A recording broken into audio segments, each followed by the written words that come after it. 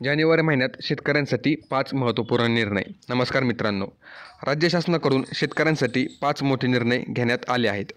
हे निर्णय अतिशय महत्त्वपूर्ण असणार आहेत. यामध्ये नमो शेतकरी दुसरा हप्ता व तसेच इतर 4 महत्त्वाचे निर्णय आहेत, ते आपण या व्हिडिओमध्ये पाहूया. पहिला निर्णय आहे पंजाबराव देशमुख व्याज सवलत. 3 लाखापर्यंत पीक कर्जाची संपूर्ण परतफेड केली तर शेतकऱ्यास 3% व्याज सवलत अनुदान दिलं जातं.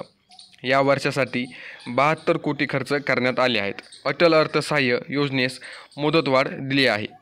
428 प्रस्तावांना कर्ज आणि अनुदान देणार आहोत. त्यासाठी 72 कोटी 42 लाख रुपयांच्या निधीस मान्यता दिली आहे. दुसरं आहे पीक कर्जासाठी शेतकऱ्यांना पूर्वी अनेक अडचणी यायच्या. प्रामुख्याने त्यांचा सिबिल रेकॉर्ड तितका चांगला नसल्याने बँक कर्ज देताना हात आखडता घ्यायचा. आम्ही बँकांना स्पष्ट सूचना दिल्या आहेत की शेतकऱ्यांना कर्ज मंजूर करताना सिबिलचा विचार करू नका.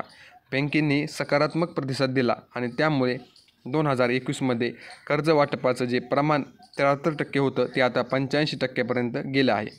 त्यामुळे 2023च्या खरीप हंगामात सप्टेंबर अखेर 41,221 कोटी रुपयांचं कर्ज वाटप झालं आहे. तिसरा जो निर्णय आहे तो आहे जानेवारी ते ऑक्टोबर 2023 या काळात झालेल्या अतिवृष्टी, अवकाळी आणि पुरामुळे झालेल्या पिकांच्या नुकसानीकरिता 1757 कोटी रुपये वितरित करण्याचा निर्णय झाला आहे.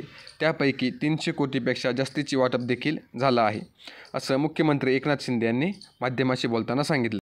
या नुकसानीकरता सध्याच्या SDRF दराने मदत घ्यायची असल्यास अंदाजे 1,175 कोटी इतका खर्च आला असता. मात्र राज्य शासनानं वाढीव दरानं मदतीचा निर्णय घेतला व हेक्टरी मर्यादा वाढवली.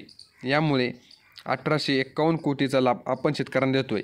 पिकाच्या नुकसानीकरिता SDRFच्या दरामध्ये 2015पासून सुधारणा झाली नव्हती. आम्ही त्यात सुधारणा करून वाढीव दरानं मदत केली आणि करत आहोत.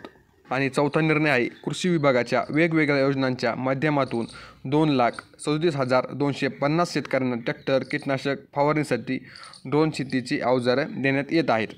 शासन आपल्याद्वारे या मोहिमेद्वारे आत्तापर्यंत शेतकऱ्यांना 1,000 कोटीपेक्षा जास्त रुपयांचं अनुदानाचं वाटप करण्यात आलं आहे.